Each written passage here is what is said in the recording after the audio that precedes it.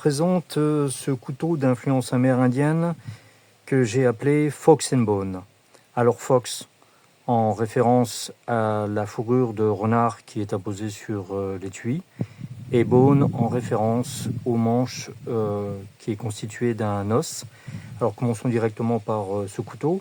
C'est un os stabilisé. Vous voyez là une couleur de dégradé de jaune et de vert, kaki, un vert qui tire vraiment sur le kaki.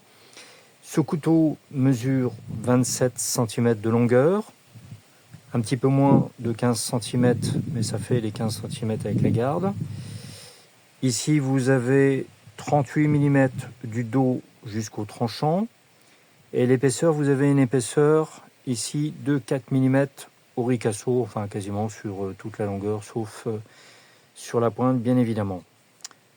Ce couteau est monté sur soie, collé. C'est une soie qui est écrantée, qui est collée.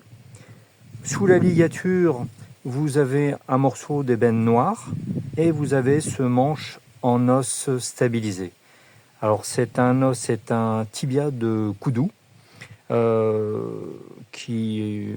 la particularité du koudou, c'est d'avoir des dimensions qui se prêtent bien aux manches. Alors ce sont des os qui sont un peu plus grands, un peu comme celui-ci que je vous présente, qui là a été juste teinté, stabilisé, mais qui est un os complet.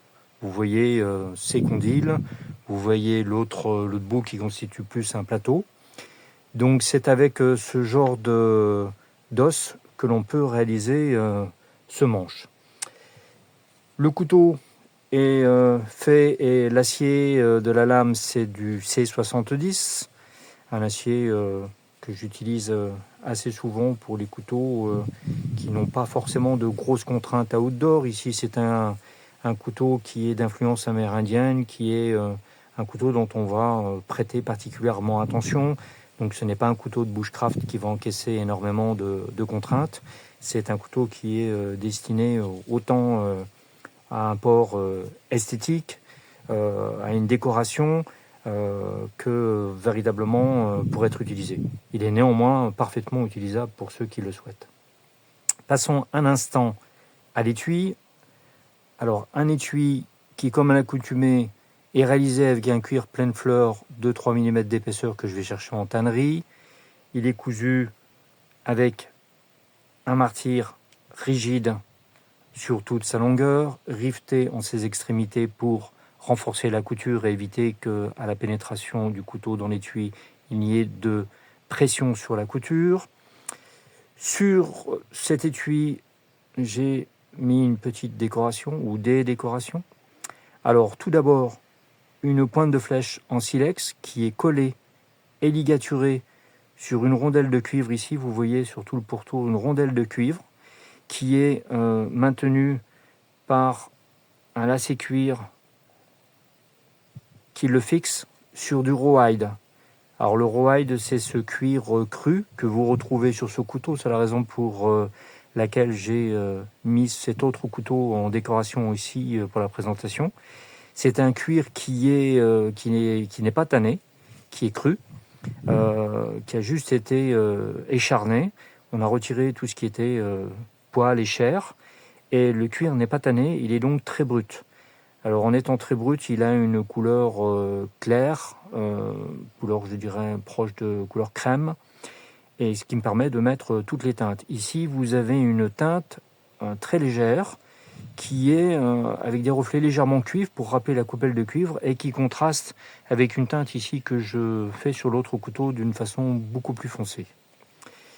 Vous avez, comme je l'ai dit en introduction, de la fourrure de renard ici, sur ses extrémités. Quand je souffle un peu, vous voyez le poil très léger. L'ensemble est ligaturé sur le côté. Vous avez un passant de ceinture très conséquent qui accepte les très grosses ceintures, ce qui permet pour ceux qui sont passionnés de western de pouvoir le porter aussi avec une ceinture western.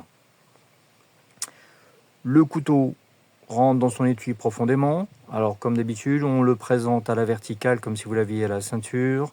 On le positionne sur le dos. La gravité fait que l'ensemble s'aligne est aligné, vous n'avez juste plus qu'à le pousser complètement.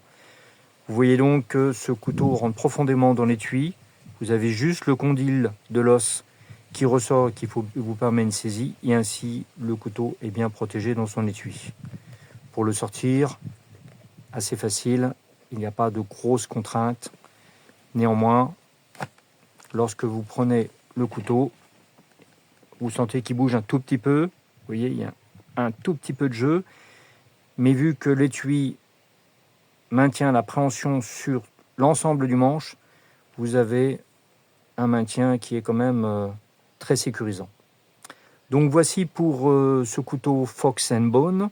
Si vous voulez de plus en plus d'informations, je vous invite à me rejoindre sur le site K-Wild, k-wild.fr, ou me contacter directement au 06 95 10 40 11 si vous voulez échanger avec moi, avoir de plus amples informations sur ce couteau ou sur l'ensemble des couteaux disponibles.